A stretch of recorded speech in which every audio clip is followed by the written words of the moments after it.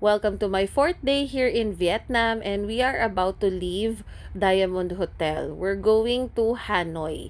But before we go, while we are waiting for the limousine to pick us up, ang gagawin namin ay maglalakad papunta sa Moana Cafe. So this is a highly recommended coffee shop because it is overlooking the rice terraces.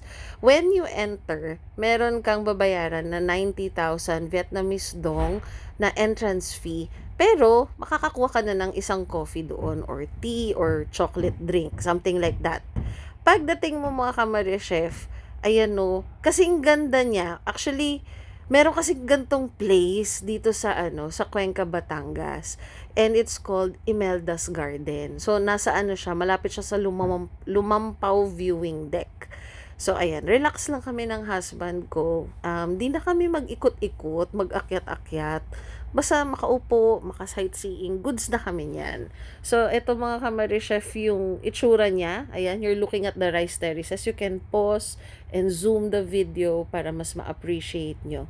But it's really, really cold here. Tsaka ang daming magagandang pwedeng tignan. So, ayan, ito na yung parang pinaka-creative namin na shoot. Napagod kasi kami kahapon sa Cat Village. Habang nga naglalakad kami, sabi namin mag-asawa, parang sakit ng legs namin.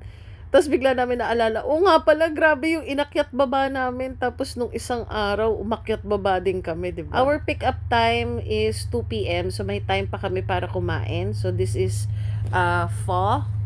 Ayan, ulit mga kamari chef. So, i-research nyo na lang yung mga conversion. Kasi, may iba nagko-comment, ang mahal daw. Hindi, pag dito ka sa Vietnam, yung piso is parang 450 Vietnamese dong. Parang ganun yung conversion. So, kung tutuusin, ang laki-laki ng serving ng mga food nila. Tapos, ang affordable niya. Yun siya. Kaya parang iniisip namin mag-asawa, parang kakayanin yata namin kung kasama yung mga bata pag bumalik dito.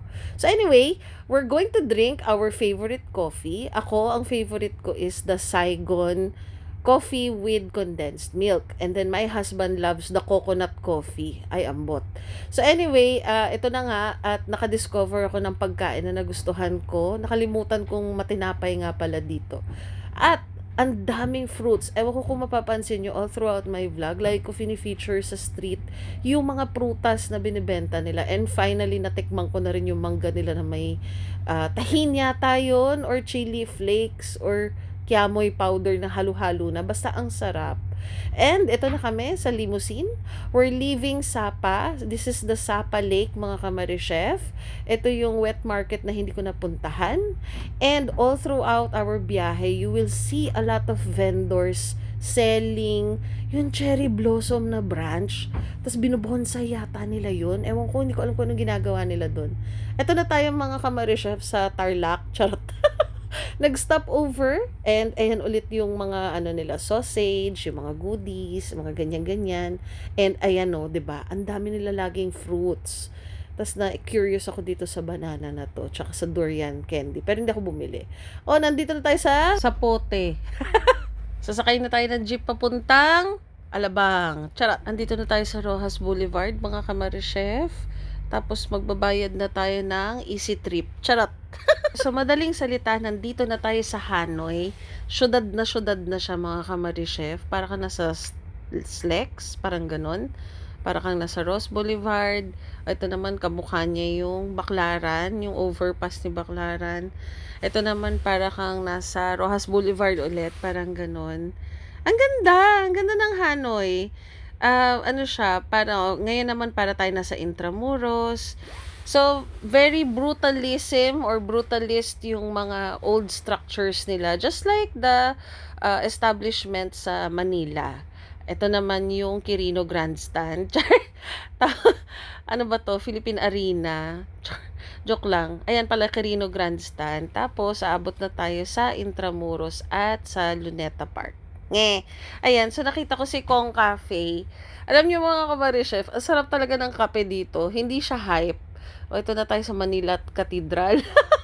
At ito mga kamari chef, yung butik na gumalit sa akin. Kaya lumipat kami dito sa Lucien Hanoi Lakeside Hotel and Rooftop.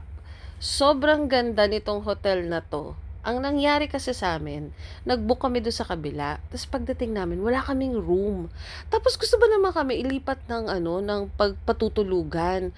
Tapos isang option din daw ay matutulog daw kami do'n sa kwarto na kung saan may natutulog din daw ta's nando'n pa daw yung gamit. Alam mo yun, napaka-sketchy. So anyway, we had to cancel the booking and had it refunded sa Agoda. Pero bago nangyari yun, nagkasigawan pa talaga dun sa lobby. Ay naku mga kamari-chef, nasubukan yung pagiging matapang ko. So anyway, pampalamig ng ulo, sobrang bait ni Lucien Hotel sa amin. And after namin makapasok do sa room namin na napakagandang in-upgrade pa nila, nag-ikot-ikot na kami dito sa may Hanoi. So si Hanoi pala, mga kamari-chef, is like Manila talaga. So ayan, malinis, very buhay siya sa gabi, tapos ang daming establishment.